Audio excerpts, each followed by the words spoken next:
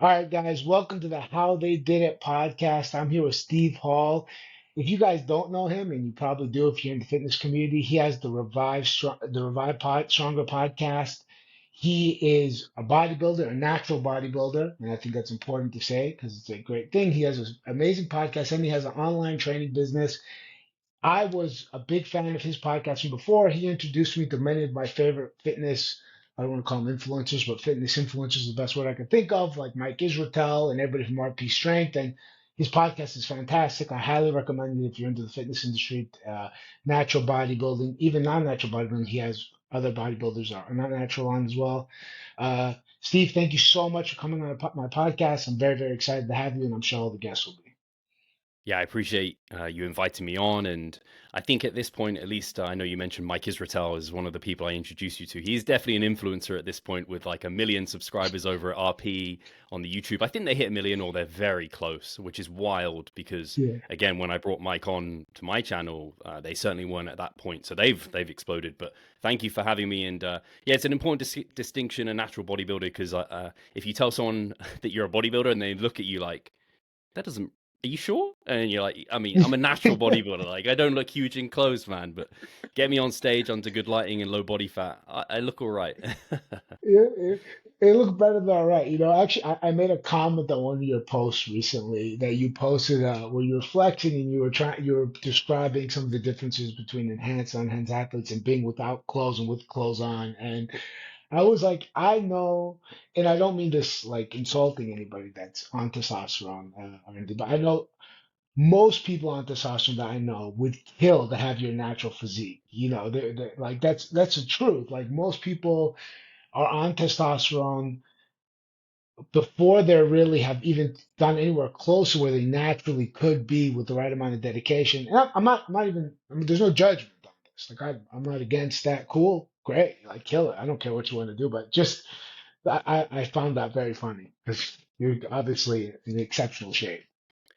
Yeah, I appreciate that. Yeah, it's unfortunate, and that's what a lot of my posts come from, that angle of trying to inform people of like what is attainable naturally. But people are so lost because I mean, fake natties aren't helping, and like celebrities who are saying I don't know that they're natural when clearly they gained like I don't know 30 pounds of lean tissue in months, and it's like yeah, I don't think so, probably not true. So I can totally see how it's confusing, and then just the fact that as a natural, if you have been doing it a decade, you get under good lighting, you have a pump, like you can look dangerous, like, but you weigh Yeah, not all that much. yeah. I have here's a question. We'll jump into some of the business things, but since we started on the fitness, let's just go down that road. As Do you feel that what do you think the biggest effect helpings of testosterone are? Let's just start with testosterone. Like let's not get into the different androgens and the more complicated stuff. Because most people when they think of if you tell someone they're on TRT, they're like, oh, that's why he's that jacked. I've experienced this before. I know that it's not some magic pill that the next day you're then jacked and you're super lean. But what do you think is the biggest benefit from testosterone that has over a natural? Do you think it's that it builds muscle easier? Are you easier to stay lean year round? Where do you see the biggest benefit? Yeah, it's a good question because I mean, it's a good question, and I can't say I'm an expert in this area at all because, as you mentioned with my podcast, the information there is done from the angle of helping people without the assistance of PEDs. So it is like the information Mhm. there is training and nutrition for naturals. There might sometimes when you have someone who is enhanced on the show, they kind of dig into that area, and I'm like, I'm clueless. So yeah, continue to talk on Yeah. about it. But everyone knows the importance of testosterone, and with myself and my clients, like I'm clear on what we can do to try and maximize it, which is mostly like good sleep, good diet, not overtraining, not being too lean or too fat. Those are some of the main things we can do as naturals to make it as high as possible. And it does make a big difference for people when they have like good levels of testosterone versus not. Like if you are clinically below the reference range, you are going to be like there's so many symptoms like low energy levels, you're going to accumulate fat more quickly, you're going to be not going to be able to train in the gym as well, you're not going to grow muscle as quickly. All those factors are completely true, and it's a big reason males versus females why there's a big difference between the level of muscle mass that we have, because men have higher testosterone levels. It's just so important and key for us to grow muscle tissue. So if you take TRT to get your levels into reference range, I mean, you're not really going to grow much better than someone else who's in reference range. It's just you're growing better than you were if you were clinically low. But if you take yourself above that, and this, I don't know, people call it like TRT plus or something. I don't know. I don't even know what the level of TRT is, but I think people on like 200 milligrams calling it TRT or something. It's like, I mean, how frequently are we doing this? Like, that's quite a bit. Yeah. And it can make quite a bit of difference. But yeah, I mean, then that's just the surface. I don't know the other PEDs that people go on to and what the difference they can make. But certainly, as a natural, you want your testosterone to be as high as possible. But once you're in the reference range, it doesn't seem to make too much of a difference where you hang out in there. Yeah. I realized one of the things I've realized, 'cause I've trained people that are naturals, and mostly they're not competitors. We're just talking Gen Pop people, but I've trained people that are on testosterone and other performance having drugs, even people that were competitive mixed martial artists. I won't name their names because it's obviously a problem. But I don't know if you know this, I used to be in the UFC. I was a mixed martial artist. I fought in the UFC. So I've trained many fighters, and I was a coach all over the world, all the way from Asia. I've trained people all over the place. So I've experienced both, and I think one thing that doesn't get talked about when it comes to testosterone and the benefit is that I know that the people that are taking testosterone, there's almost a level of accountability with themselves because now they're putting this exogenous substance into themselves that they're like they should show up to the gym more. Like the days that they were lazy, and it wasn't because they're overtrained, they would just normally be lazy. I didn't know where they're like, uh, they'll grunt their way through the workout, but they'll actually come in and do it. Now I'm like, man, so I think so much of the gains, a percentage of the gains you're making are actually that like this is giving you that level of accountability. You're like, man, I'm actually putting something in my body. I better make the most of it. While when you're natural, some people are like, oh, they give up. It's like, how much am I really going to make a difference, right? What's the difference? Yeah, man, it's so much mindset, isn't it? Because you can take that both ways. You can be that natural who's like, oh man, it's my genetics. Oh, like I'm never going to be as big as those guys because clearly they're all on gear. They're bigger than me, so like give up. Or you can take the other side and be like, man, I'm natural, so I have to try even harder. I have to like nail every little variable, take every like a lot of naturals do this, unfortunately. It's like take every little supplement that might do something. It's like they're trying to take everything but PEDs basically. And Yeah, some of them yeah. doing nothing. But there's that mentality where it's just like I have to nail my sleep, nail all my variables because I've got less like room to the joke is for guys who are on PEDs, like just up the dose. Like, oh, I'm plateaued, up the Yeah, dose. It's like, well, we can't do that. yeah. So, but I do think, like you said, a lot of guys on gear who take it very seriously, and I have a lot of respect for. I think part of that for them is they're very aware of the downsides that it can also bring, and so they're like, man, I can't fuck around here. I need to nail my stuff because, like, I could be taking legitimate years off my life, and therefore I'm making that kind of opportunity cost, and let's make it worthwhile here. Yeah, I think that's super important. So I'm gonna pivot a little bit now towards going towards the business side of things. So you started Revive Stronger podcast. I don't know exactly actually when you started, but I started watching you around 2019, 2020 during pandemic situation. I started watching. You blew up since then. Like your subscribers have gone through the roof. Uh, the guests have just gotten better and better and better as as time has gone on. One, maybe walk me through how you started that, like why you started it and how you started it, and what was like your thought behind it.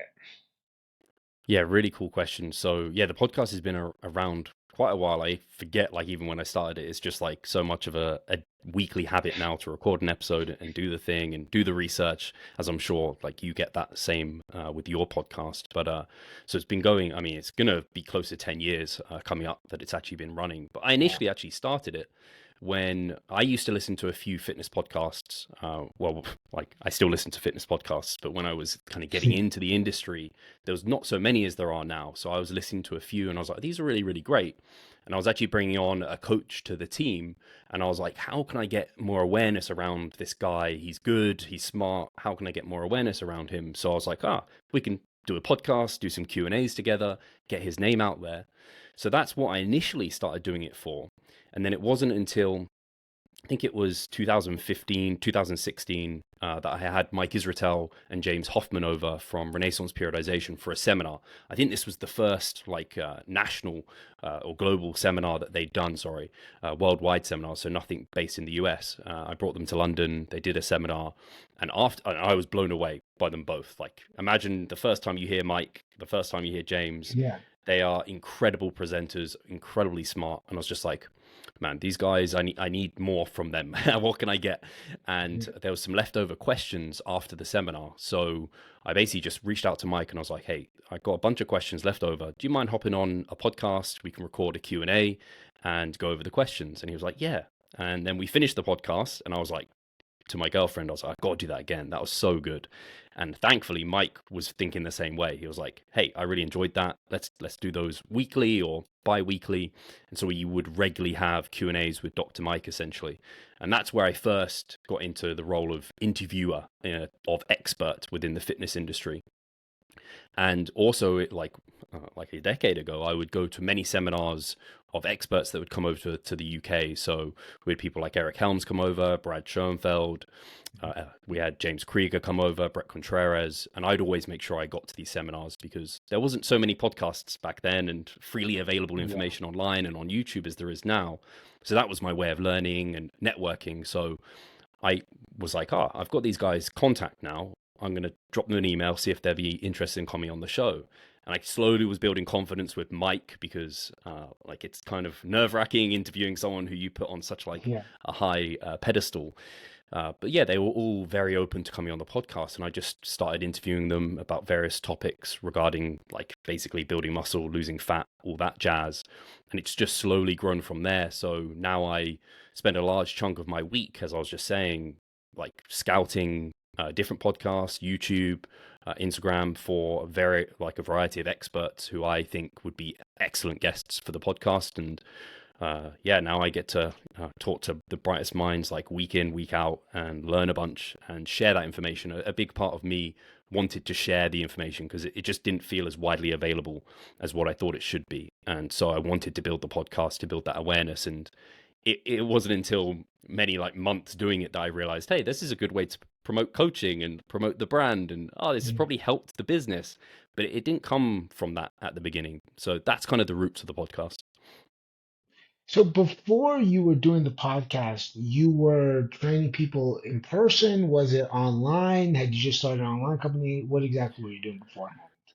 So I had a very short stint in 2014 coaching in person. So not even a year coaching in person, less than in like 6 months full time. I was also doing my first natural bodybuilding prep that year. As you know, when you're an in-person coach and you're dieting, getting shredded, not the best combination, especially doing it for the first time. I wasn't very confident. I'm kind of introverted by nature. So it makes it a little bit challenging. I get very exhausted kind of doing one-on-one PT. So I actually started coaching quite a lot of the younger guys in my gym online, just doing their nutrition, doing their programs. So I was building on this online business as I was growing kind of my social media influence because I was sharing my prep.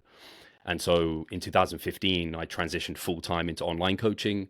And then I started the podcast after that. So I was already fully online before I started the podcast. Oh, amazing. I had no idea that. Like I seen recently, you do a lot of posts. You've done like a lot more transformation posts on your Instagram that I've seen recently, or maybe I just caught them recently. Uh, and I was like, oh, maybe I thought maybe you started that recently. So that's interesting to hear that you were doing this from beforehand. You were early on. Yeah, I've been doing it again close to a decade online now, full time. It's just, yeah, when I think this is great because this is a business podcast. Online coaching has got so much, not, I don't want to say saturated, but there's just so many more people doing it. When I started, there wasn't that Mm. many people doing it. So I didn't really need to push these transformations and push that I was doing online coaching. Whereas now I can't get away with that. I need to remind people that I am an online coach. I get amazing results. And so I have to do more of the promo stuff, which I'm actually not used to. Previously, if you took me like 3-4 years ago, I just get clients through, just they come through all the time. Whereas now there's so much opportunity for people to be an online coach. I think it's just getting more challenging to continue kind of growing. Yeah, I mean, to be honest, so. around 2000, I think 2018. I think it's once I had a gym in Greece. I was doing personal training for people that was mostly like fitness, and there was some martial arts in combined. There was only like a mixture of martial arts. So they would normally hire me for a certain amount of sessions, and you'd be like half martial arts, half fitness. And then over time, I kind of realized that more and more people wanted, really, even when they were taking martial arts, what they wanted to do is they wanted to look like a UFC fighter. Like more than they wanted to fight like a UFC fighter. Like they wanted to look like one. And fighting was almost secondary to it.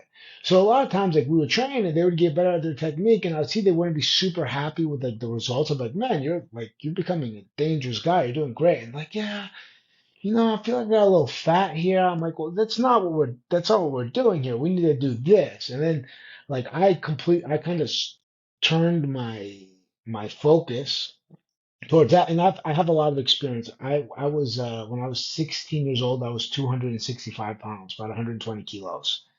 I was short and fat. I was obese. I decided at 17 that I'm going to become a pro wrestler, hilariously enough.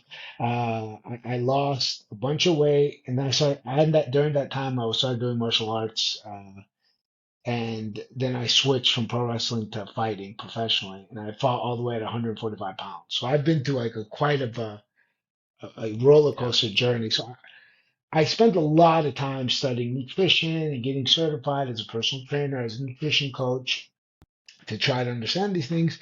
So around 2018, once I got this job and I switched, I thought, well, I want to do something else while I'm training my clients. So I want to build something because I didn't know how long this was going to last. I took a big leap of faith. I'm like, I'm going to jump and do this trainer on retainer job, and I don't know how long it's going to last. And so I started trying to go online, but I was so sorry. I was like, it's oversaturated. I'm like, there's no way. There's so many guys. There's no way to do it. And now, many years later, like we're talking 6 years later, I'm trying to do it now when it's way close to being oversaturated. But I just think that the market is so huge, the total addressable market, and it's continuing to grow. So I'm trying to carve out a little niche. So it's interesting to hear that you've been doing it since back then. You had the right idea.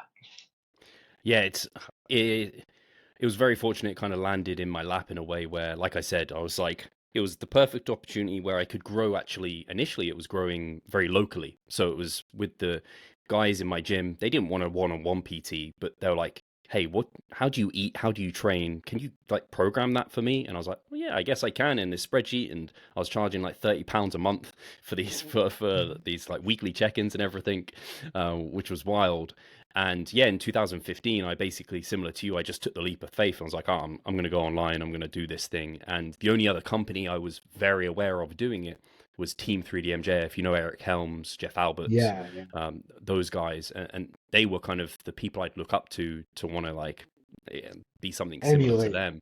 Yeah, exactly, exactly. So it's only over time where now it's not just me and I have a team of coaches, and so we have to have a bigger influx of kind of applicants coming through. But now there's like everything's changed. Like there's apps available now where there's AI involved. There's very good nutritional apps available, training apps available that companies have developed. So yeah, I think it is a little bit harder to differentiate yourself, and even equally, like yeah, I did a post about this just today on Threads. If anyone is using that app, uh, where it's Some people do, I'm sure. yeah, I was just like I'm throwing some out there now and then just in case. But I was just Same here. like you can go on Instagram even and find an account that's like somewhat evidence based, and you can find out how much protein you need to eat a day. You can find out what the rate of loss that's ideal for fat loss and muscle gain. You can find out what the range of volume and intensity you need to grow muscle is. Like, obviously, there's finer details than that, but it's not enough to have that knowledge base anymore as a coach. Whereas when I was getting into it, I was one of the only people that actually were like looking into research and having these evidence-based guys. Whereas now it's so many people have that knowledge, so it's no longer enough to differentiate yourself as a coach to have knowledge. You have to be a good coach, which means communication, troubleshooting, all those other things. But how do you tell people that? It's a little bit challenging online. Yeah, like from the people that I've gotten online, kind of the method that I've taken with this, and it's generally the method I take with my clients, is I put a heavy emphasis on their habit building because I tell them that mostly everything you're going to know, you already know it. Like down deep, there's a party that maybe you're telling yourself a bunch of different stories, but down deep, you actually know what you need to do. You know, you probably shouldn't be eating the cheeseburger right now in the middle of the night. You know that, yeah, even though you said you haven't eaten that much, you probably ate too much throughout the whole day to have the ice cream at nighttime or the three glasses of wine or whatever it is. I don't think the issue is a knowledge issue. It's kind of like building the discipline and the skill set around discipline. Because I look at discipline kind of like a skill to be able to implement these things that you probably already know. And it's great you have a coach that can walk you through all those things you should know in case you know the nuances and the confusion of it.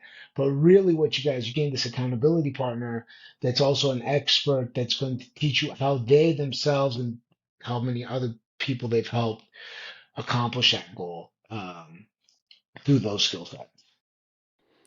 Yeah, I completely agree. It's all well and good having the knowledge, or it's then applying that to the person and their individual context and their lifestyle and making it complement that versus like, hey, like it's all good and well saying like a various splits are quote unquote optimal, whatever, but optimal is very individual based on what that person can do and apply. So I like the habits, and yeah, you almost don't want to rely on like motivation, discipline. Like eventually it just becomes like brushing your teeth. You get what you need done each and every day. Yeah, and speaking of that, when it comes to your business from the podcast, do you feel that that has been the case with that as well? Like, do you feel that now recording what you need to record, getting up, doing maybe making the daily Instagram post? I'm not sure if you do that or you have someone on your team do that, but if doing the daily Instagram post, maybe commenting on other people's, doing the engagement, whatever's necessary to continue to build your brand, do you use that same bodybuilding like mindset approach, or it's just like, okay, this is what I do in the day, like this is part of what I'm doing, and I just start? Yeah, that's actually a really good way of putting it. I think I do use a lot of the skill sets that help me in bodybuilding, and they also help me in business, where it is like I know I've got certain jobs and tasks to get done in the day, and I do them. So I know like we haven't missed a weekly episode on the podcast since we launched it, and like again, it's coming to a decade, so that takes a lot of like being ahead of time, doing the research, and thankfully it's what I love, and it also keeps me accountable in terms of staying on top of the latest research, so that my clients have like the cutting edge, if you want to put it that way. Not that one research study changes the game; it just kind of moves you in a direction. But I like staying on top of all that stuff, and yeah, I do all the Instagram posts on my page are all my own, and so yeah, just allocating time to be able to do those is something that I make sure I do. Do you find it difficult? Well, one, I guess it's even the question is, do you even consider this? Because you are quite popular right now and you've already built the base. Do you spend time or much brain power on how to grow that base outside of, okay, I'm going to keep producing top quality content. I'm going to keep having the best guests I could possibly get. I'm going to stay on top of my research outside of producing A plus product, uh, which I believe Revive Stronger podcast is. It's an A plus product. But outside of that, do you spend much time thinking like, is there like a amount of time to think of marketing or, oh man, maybe I need to engage more or things of that nature? Yeah, it's a good question. I would say over the last couple of years, 2, 3 years, it's something that is becoming more apparent that I need to try and spend more time on, because I've kind of got to a point where I feel happy with how everything's running, like having a full client roster, having a good amount of income and living that I'm comfortable with. And like I have a good method for the podcast, for like social media, and they're growing. But it's like if you want to take it to that next level, Steve, there's something you got to do here, and you got to do a bit more. You probably can't just rely on your consistent behaviors and the things you're producing at the moment. And at the moment, I will say I spend so much time kind of in the business that it's hard to spend time looking outside. And I almost think I will need maybe a outside perspective of someone looking in and being like, hey, you need to do X, Y, and Z. And I think that will take you like up a notch. And it's whether or not I even want to do that. I don't know if I want to Mm. like take on all that extra complexity and Yeah. challenge that that would bring. Part of me does because I think it would be fun and exciting, but part of me is like, but would I lose some of what I love of the day to day that I do now? So yeah, I am at that like point where it's like I've hit a good level, but to like break through that plateau, something probably has to change. Probably have to do something slightly differently. I think just when you explained to me, like to me, it sounds like a higher away problem. Like you keep doing what you do, and you find somebody else to do that you could trust to take on that side of things, and see how they could scale it for you. Or you just keep doing what you're doing, because what you're doing is obviously excellent. I think like that's been something I've been thinking about a lot lately as well. Is how much of it is what I should be doing and how much of it is what somebody else could be doing that maybe they're better than me. Like I recently hired someone to help me because my life is quite hectic. So I'm on the road. I'm supposed to be 300 days a year, but I never actually um I only get only 310 really. I don't really get those days off. I'm supposed to get it's just how it works. The job is always on. I'm always on the road and I'm always in planes. I'm always on different time zones. It's hard enough to try to like keep up with my clients and their life. More or less starting this new business, and I actually am terrible at admin. I'm disorganized as could be. As you see, I'm on a podcast studio because everything got messed up, and I'm a mess. I'm barely able to function. I just got punched in the head for most of my life as a job, so you can imagine. Uh, but I hired somebody to actually do the admin behind it, and it blew my mind. I was like, oh my God, like all these things that I really hate doing, and like I still make giant mistakes, but she actually ends up like protecting me from my own idiocracy, like at least a good 70% of the time. Yeah, that sounds good. We have that in common. You got hit in the head. You were punched, but I got hit by a van, and I blame that. Oh I'm like, hey, shit. I blame that on my memory being short term. Listen, that's been my number one move. My girl, for everything I forget, I'm like, what do you want from me? Yeah, yeah. What do you want from me? How you do? You got hit by a van. How old were you? You got hit by a van. So I was 20. That was at university. Jesus. That's actually not to. It's a long story short. That's what got me Yeah. into bodybuilding. That's where Revive Stronger, the name came from, because I had quite a lot of ill health after it. So yeah, it sent me down No. certain direction. Listen, I wouldn't say it worked out for the best, but you never know. That's a hard one to take. Yeah, I don't It's a regret hard it. one to put the I package survived. in. I survived. I did it. So next thing you want to make the next revive song, get hit by a van. No, I'm just joking. Nobody take that advice. Yeah, that's not good advice. No, it's not good advice. Why people listen to me? It blows my mind.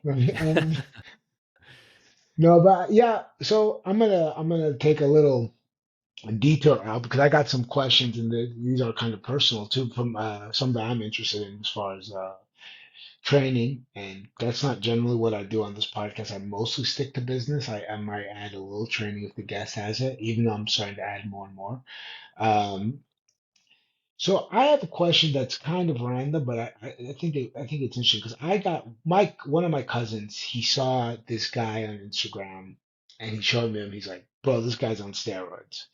And I was like, I don't know if this guy's on steroids. Like the guy's not that big. He probably is like 155 pounds, and he's extremely lean, extremely lean. And he's like, what is he just doing abs all day? And I was like, look, in my opinion, like even if he was doing abs all day, that wouldn't would give him those abs. And he's like, well, how much should I train abs? And that was actually when he asked me the question, it kind of stumped me in a way because with my clients, a lot of times I've used abs as filler workouts for them because I know mentally there's this like they have this connection that if they feel that burn, their abs are coming in. And so like a lot of the ab training I did isn't really even programmed in. It's just because I know they're like, we gotta do more abs, we gotta do more obliques, we need to like I got this piece of fat here and I can explain them to the crows come home that you can't do that. Like they don't care. I think that's where the crows come home. Anyway, uh, and I was like, he's like, well, how would you program? And I'm like, Well, for myself, I do abs like I do any other muscle group. I just add in, I actually do it less. I have big abs because of jujitsu. Like my abdominals are actually large, and to be honest, if I put on body fat, it kind of makes it look more round. So I'm not really wanting to get my abs any bigger because then I just look like a Pillsbury Doughboy if I get too fat. And but I'm like, yeah, so I do them like once a week mostly. But to me, it's like that's that body part. I don't really need to work on it. But what do you recommend if somebody is trying to get lean, or maybe even their muscle building phase might be even a better idea during that. And if they have smaller abs and they want to build abs, how much do you train abs? Yeah, I think this is a really cool question because it's something that people get confused all the time. Where like the saying is abs are made in the kitchen, and the reason for that is because it's body fat related. To see your abs, you have to be lean for the most part, unless you have very thick, well developed abs where you can see them at higher body fats.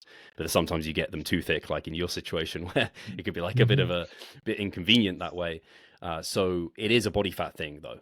For if like that Yeah. guy who's completely shredded, like it's his low body fat that's being able to, you can see the muscle underneath. Otherwise, if he was 30 pounds heavier, you might not really see them too much, and then you'd be like, oh, does this guy Yeah. even really have great abs?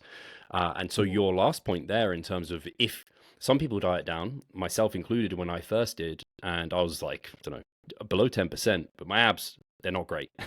I know I don't have great abs. They're not very thick and blocky. I have quite a wide gap between them, and they're not very symmetrical. So for me, I was like, I need to thicker abs because it ruins the aesthetic competitively for me, and also I don't like the aesthetic personally. So growth phases, or training them during kind of surplus phases, that is the time to train them because that's when you're in the best position to grow. It's kind of backwards. A lot of people train them when they're dieting. It's like, I mean, you could grow them whilst you're dieting, but you're much more likely to grow them when you're in a surplus versus in a deficit. So I like that you said you approach them just like any other muscle group, because I think some people are under the impression, hey, if I do my deadlifts, my squats, my big compound lifts, my abs get worked enough, right? They're going to grow. Yeah, to some extent, but you isolate your biceps, right? But you train those a lot through your pulling, but you isolate the biceps to grow more. And so I think for a lot of people, they do need to isolate them. And then you come down to the kind of general principles of what's best for muscle growth. So, I mean, for some, just starting at once a week might get them to a position where they're doing enough volume to start growing. But most will probably find they need to train them at least twice a week, and like volumes of starting at anywhere from 4 to like upwards of 6 sets within a session. It's not very fun though, and I don't like training abs. They're not fun at all. But I did go through spurts of even training them like 4 times a week, 5 sets, to try and build up them, like specialize on them almost. And then right now that they're of a size I'm happy with, so then I bring down the focus. I put them towards the end of sessions. I think unfortunately a lot of people also attempt ab training, and they don't do actual ab training. They train their hip flexors or they do other things, and really the abs are like extending the spine and flexing over. And so like insertion and origin being pelvis, and then like below the chest at your rib cage. And so people don't really get a good like training of that function, and they end up just like moving their hips around. So they don't really do that very well, and they do things like planks, which probably the isometric isn't doing you too much muscle growth benefit. And they also train them after the whole leg session, maybe when they're just like going through the motions. They don't get anywhere near enough to failure to actually create a growth stimulus for the abs. So it is. I think that's a big reason why people, you see a number of people who don't have well developed abs. They don't grow very much because it's similar to calves. A lot of people just put them on the back burner. They don't put a lot of love and attention to them, and they have to, just like they do with their bicep training. They have to focus on them for them to grow well. And yeah, I think one thing I feel that people make a big mistake on with abs, and I'm guilty of this with my clients doing it with them. And again, I do it because I understand that training isn't simply just this works and this doesn't. There's also the point of I have to give them something they want so they can feel that instant feedback loop that they're like, oh, my abs are burning, I killed it. Because sometimes they just need that for the psychological purposes. But like a lot of people, I think they take like 20 minutes out of their workout to go do like 500 crunches or something insane. That they're basically getting no range of motion. They're like coming up just a little bit. They're really not picking themselves up to where it actually hurts. They're just kind of squeezing their abs like an isometric squeeze, and then they're laying back down on a flat surface that doesn't give them enough of a bend to really like extend the torso. And I think a lot of people doing that are actually they're actually taking away from what they could be doing. Like you could probably do like half of those abs or less and like make it slow, controlled, and get better results and have a little more energy to like hit an extra set of bicep curls or another set of, or another 2 reps of squats, depending on when you do the workout. Yeah, it reminds me of people spending like 30 minutes on mobility work and warming up before their workout. I'm like, man, you don't need to like foam roll every inch of your body to warm up and Yeah. do all these like the various stretches. You can be pretty efficient with that. And like you said, then you have the time to actually do the stuff that's most important. And yeah, if people are just going through the motions doing like 500 sit-ups and they're never approaching failure, they're much better off reducing that, focusing on quality, and like you said, slowing it down, really getting the stretch, and then maybe they hit failure much sooner than 500 or like at least within Yeah, 20, some would. hopefully. Yeah. So I'm gonna because we generally try to keep this for 30 minutes. We actually did 35 so far, but because I'm enjoying it, I would like to keep it for another 5 minutes, if that's okay with you. For sure. I'm going to ask a question that I got. It's kind of I'm gonna put a statement out there, but I want you to kind of riff off of the statement. Uh, so there's been a new craze with Mike Mesler. Mesler, I'm messing up the name. Yeah. So, and basically training to failure, like kind of almost past failure in some way, and doing very low volume, very, very high intensity. This is nothing new. And I've actually had quite a change of heart on this. When I first saw the craze coming on, I was a bit like, listen, all the all the literature shows that volume is is where we need to be.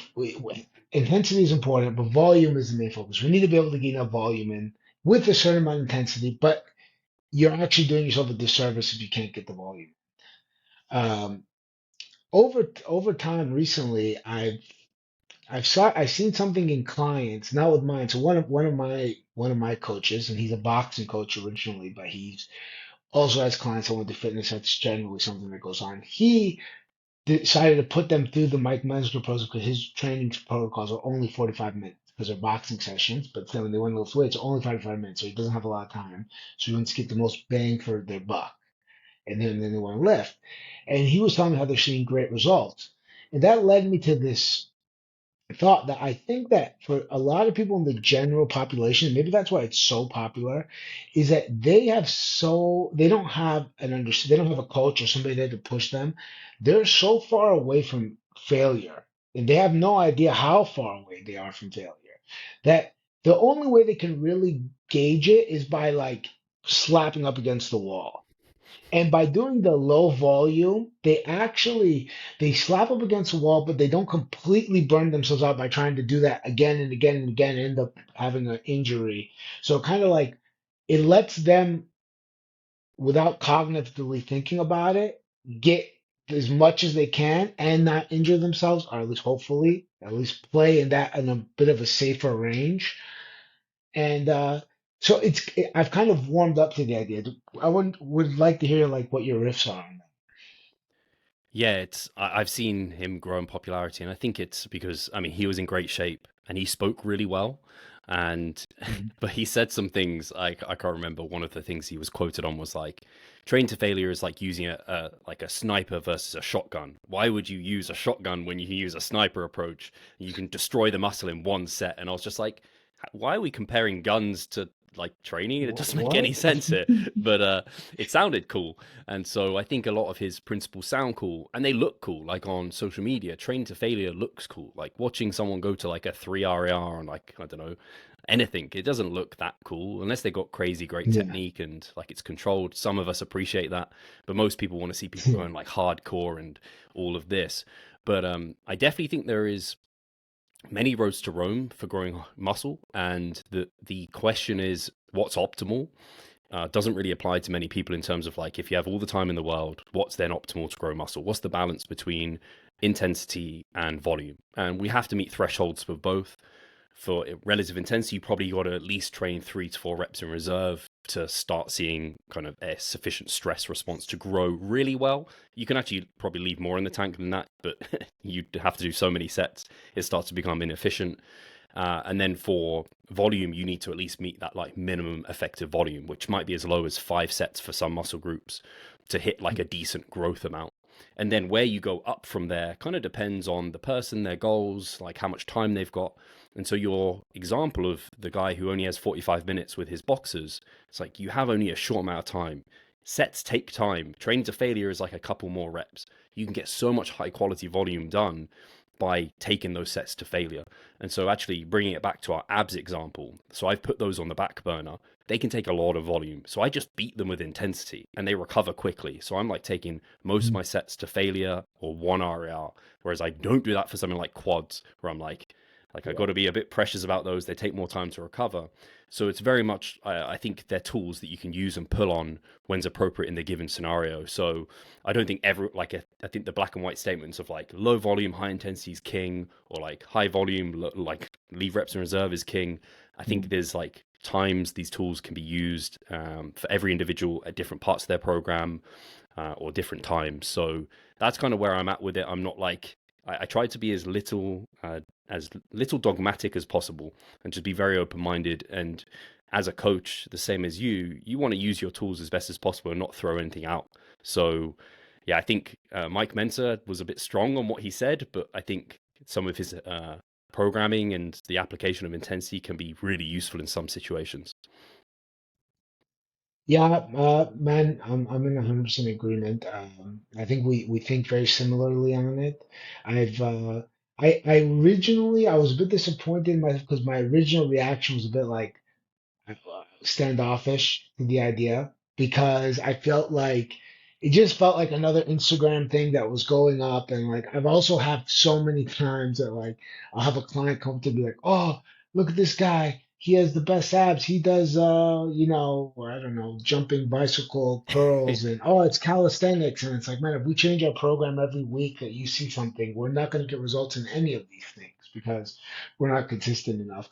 But as I saw him work with his clients and he would send me some of the results, I was like, okay, I see the benefits of doing this under certain circumstances and in a way. And I actually added, like you did it with abs, I actually added it for my leg training because I don't ever know when I'm going to be I'm on call 24 hours a day. So I never know when things are going to kick off and I'm going to have to leave. So when I do legs, it takes me a long time to rest in between the sets to really be able to get another really good set. That sometimes can make my leg workout last for like an hour and a half. I just don't have that availability to be so focused. I don't want to cut my workout off. So I started adding like going way closer to failure. I don't know if I'm always going to failure, but I'm going very close to failure. And I saw some significant results. And considering the limited time I have, well, when I was trying the other approach, because it took me so long, my workouts would get cut off more than not, and that would limit my overall gains over time. Yeah, I think that application makes complete sense where, like, again, if you have limited time, uh, leaving more reps in reserve to get the equivalent hypertrophy, you need to do more sets, and that just takes more time. So if you have less time, you can train harder. Same if you're doing low frequencies. If you can only train twice a week, man, you just go as hard as you can during those sessions because you've got 5 days to recover. Whereas if you train 6 days a week with decent levels of volume, you can't afford the same thing. So yeah, it's like you said, the context matters and use the tools at the appropriate times, and that's how you get the best results. Well, Steve, I really appreciate having you on the podcast. Thanks for staying extra time with me. We would love to have you on again. I think the conversation went great, nice and easy, and I hope to see you soon. Yeah, for sure, Tony. It's been a pleasure being on here, and yeah, if you're down for it again, I'll definitely be interested in coming back on. Cheers. Sounds good, brother. All right, perfect. I just turned off the recording. Uh, We might have had a bit of a screen issue. I was trying to check it out at some point. I don't know if it's going to work in the recording. Sometimes Riverside fixes it by itself, the application, but we Okay. had like a bit of a freeze moment. Well, whatever. I'll make the best of whatever happened there. I don't know. I think my screen froze, not yours, which is more important that yours didn't freeze than mine. People don't mind staring at me looking at the things in front. Yeah, And you're still frozen now. I'm still frozen, so I am Yeah. frozen. Okay, so that's definitely the case. That's okay. Yeah, because I was talking at some point. I looked down at myself because I was looking at you. I looked down at myself. I'm like, "Man, I'm moving my hands, but I'm not moving my hands on the screen." I'm like, okay, we got a problem. We have an error. Yeah, let's see. Sometimes it's happened to me before this happened, and then when I recorded it, it came out just fine. And I was like, Yeah. okay, Yeah, because yeah, Riverside, I use Zoom, where the connection when you're talking is better, but the recording isn't as good. Whereas Riverside, the connection as you're talking is not as good, but the quality afterwards is higher. yeah. I messed up with Zoom. Like again, like I'm technologically illiterate, so I was like I was like trying to do Zoom. I tried to get on the call. I did my first one I ever did on Zoom, and it was just a disaster. I had to redo it from the beginning, and I'm Oh like, you know man, what? I'm gonna let this app do the job for me. I need yeah, to like I don't know if it's worse or better. This at least works. yeah. At least it works. Yeah, for sure. I'm the same. All right, man. Well, I really appreciate it. I really do you For coming sure. on. That was awesome. And we'll keep in touch. And yeah, maybe we'll catch up in London sometime. Yeah, for sure. Yeah, let me know when this comes out. Let me know if you're ever in London. And yeah, thanks for to have me on, Tony. Take care. Cheers, man.